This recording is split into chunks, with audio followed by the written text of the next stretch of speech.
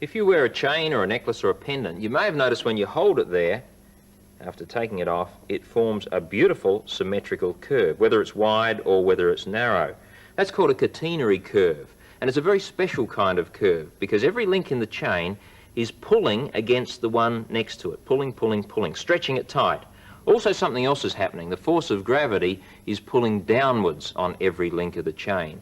So you get that beautiful symmetrical curve, the catenary curve. Now, if I could flip that upside down, it would be very stable indeed. It wouldn't, in fact, because with a chain, all the links are floppy. But if they were bricks, it would be stable. You can't do it, I can't do it, but with the magic of television, we can flip it upside down electronically. There it is. And once it settles down, it forms the same curve, but this time it's become an archway.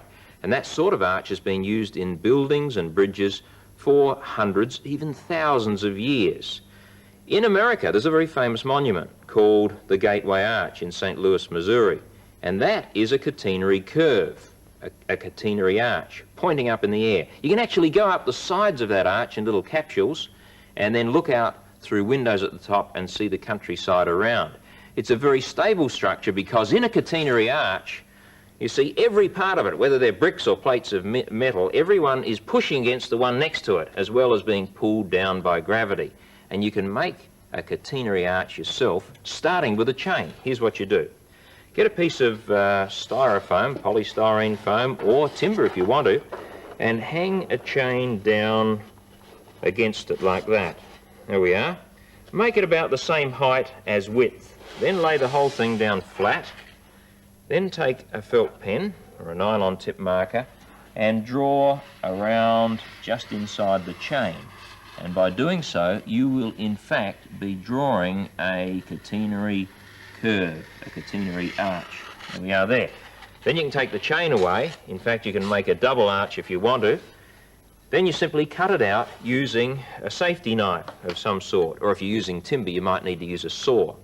Once you've done that, slice it up into bricks. And then the big test comes. See if you can rebuild it and see if it's as stable as I said it was. Well, I've started by making a smaller one out of this piece, and the bricks are jumbled up. Let's see if we can put the jigsaw back together again. I've numbered it to make it easier, the pieces. There's number 1, and there's number 2. They stay together all right. There are 9 pieces in my jigsaw arch. There's 9 and 8 next to it. Now comes the difficult part. 3 is there.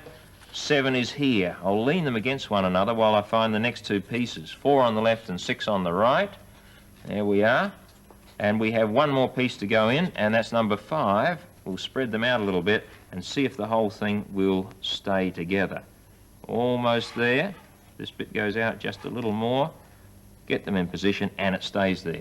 The middle piece is called the keystone, and that is a very safe, steady, sturdy arch. Try and make one yourself.